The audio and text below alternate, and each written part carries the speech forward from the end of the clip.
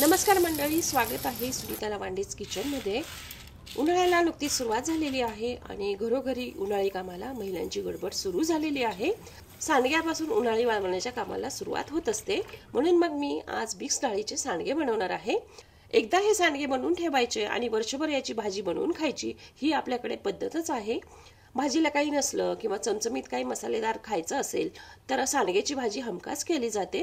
पण मी हे सांडगे यासाठी बनवते की सांडग्यामध्ये बऱ्याच प्रकारच्या डाळीचा वापर केला जातो आणि तुम्हा सर्वांना माहितच असेल की डाळीमध्ये भरपूर प्रमाणात प्रोटीन असतं, म्हणून मी ह्या मिक्स डाळीच्या सांडग्यांना प्रोटीनचा स्रोत म्हणून बघते। चला मग हे प्रोटीनयुक्त मिक्स डाळीचे सांडगे कसे बनवायचे ते आता आपण पाहूया। मिक्स डाळीचे सांडगे बनवण्यासाठी मी इथे 3 प्रकारच्या डाळी घेतल्या आहेत। त्याचे प्रमाण मी तुम्हाला सांगते। 1 वाटी मटकीची डाळ, 1 वाटी मुगाची डाळ आणि अर्धी वाटी हरभऱ्याची डाळ मी घेतलेली आहे।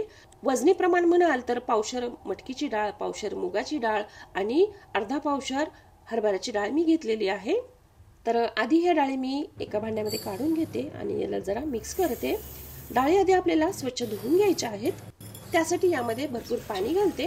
हाताने चोळून ह्या डाळी चांगल्या धुवून घ्यायच्या, म्हणजे मग डाळीला काही पॉलिश वगैरे केलेली असेल किंवा काही कचरा वगैरे असेल तो निघून जाईल। तर 2-3 पाण्याने डाळी मी स्वच्छ धुवून घेतल्या आहेत। ह्या डाळी आपल्याला भिजत घालायच्या आहेत, त्यासाठी यामध्ये भरपूर पाणी घालायचं।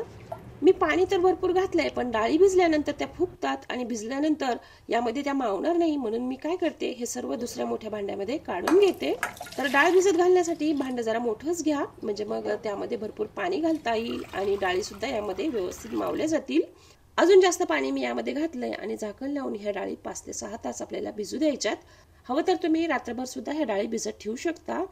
तर 6 तासानंतर पाहू शकता पाण्यावर फेस आलेला आहे, उन्हाळ्याचे दिवस असल्यामुळं, आणि बघू शकता डाळ छान भिजली आहे।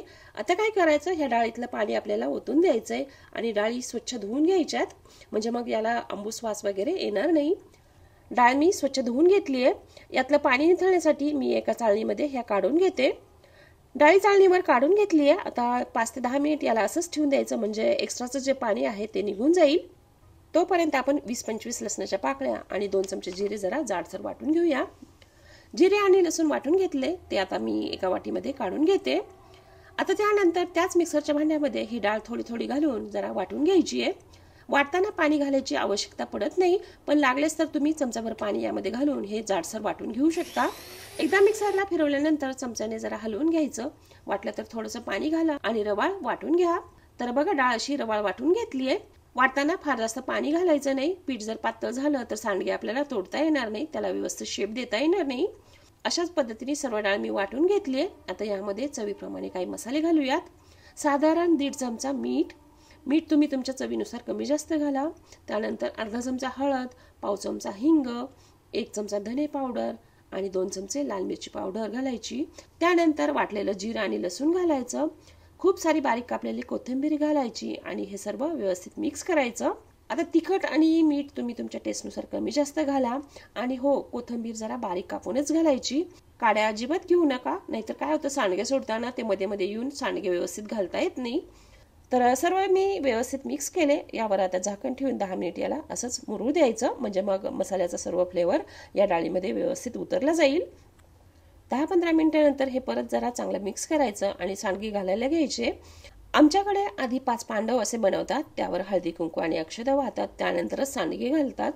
मला आठवते लहान असताना सांडगे पापड वगैरे गल्लीतले सर्व बायका मिळून करायच्या, एकमेकींना मदत करायच्या। उन्हाळी काम लहानपणीची खरंच एक आठवण म्हणून राहिलेली आहे। तुमच्या वाळवण्याच्या काही आठवणी असतील तर खाली कमेंटमध्ये नक्की सांगा। असं बोटांच्या साह्याने सांडगे सोडणं अवघड वाटत असेल, वेळ जास्त लागत असेल तर मी तुम्हाला एक आयडिया सांगते।